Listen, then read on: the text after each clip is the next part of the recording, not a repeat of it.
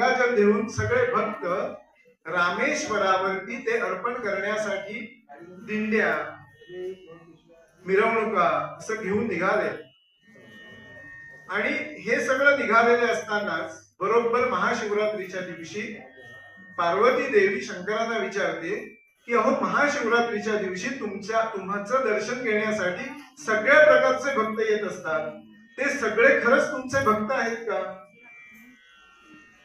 तशी म्हणले, थांब, आपण त्यांची परीक्षा घेऊया की महाशिवरात्रीच्या दिवशी दर्शन घ्यायला येणारे सगळे आपले भक्त आहेत का?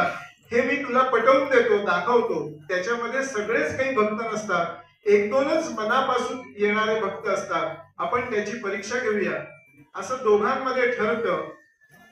आणि ते ठरल्यानंतर पण त्याच्यासाठी म्हणले, तुला कष्ट घ्यावे लागतील, परिश्रम घ्यावे लागतील. म्हणजे आपण दोघं कुंभाराचं रूप घेऊया. आपण दोघांनी कुंभाराचं रूप घेऊया. या मंदिरामध्ये बसून आपल्याला ती परीक्षा देता येणार नाही किंवा परीक्षा घेता येणार नाही, तेव्हा आपण दोघांनी कुंभाराचं रूप घेऊया. आणि आपला जो नंदी आहे तो गर्दवाचं म्हणजे खराचं म्हणजे गाढवाचं रूप घेईल आणि आपल्या बरोबर येईल. असं म्हणून तो जो प्रवास, त्या ज्या दिंड्या चाललेल्या असतात त्यांच्या वाटेमध्ये हे शंकर पार्वती हे दोघं रूप बदलून तिथे येतात. आणि ते जे गाढव असतं म्हणजे ते जे नंदी असतात, त्या नंदीला ते असं सांगतात की तुम्ही तडफडत तिथे वाटेत पडून राहा. नंदीना अगोदर हा काही विषय माहित नसतो, कारण या दोघांमध्ये चाललेलं असतं. नंदी म्हणतात ठीक आहे. ते अभिनय करतात की वाटेमध्ये ते पडतात आणि तडफडायला लागतात की पाणी नाहीये, पाणी पाहिजे, पाणी पाहिजे म्हणून पाण्यासाठी तडफडायला लागतात.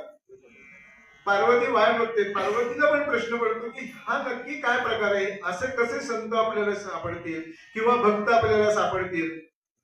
महादेव म्हणतात, जरा थोडा धीर धर. अशा दिंड्या चाललेल्या असतात आणि त्या दिंड्या ज्या चाललेल्या असतात त्या प्रत्येक दिंडी बरोबर गंगोदक असतं.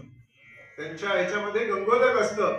ती पार्वती त्या दिंडीवाल्याकडे जाते आणि त्यांना विनंती करते की अरे बाबांनो, आमचं हे गाढव आहे, हे खरं आहे किंवा हे गर्दव आहे, याला तहान लागली आहे आणि जर त्याला तुम्ही पाणी पाजलं तरच ते जिवंत राहू शकतं. तेव्हा मी तुम्हाला कळकळीची विनंती करते की तुमच्याकडे जे जल आहे, जे गंगोदक आहे, ते या गाढवाच्या तोंडामध्ये टाका, तोंडामध्ये घाला, तर ते वाचेल.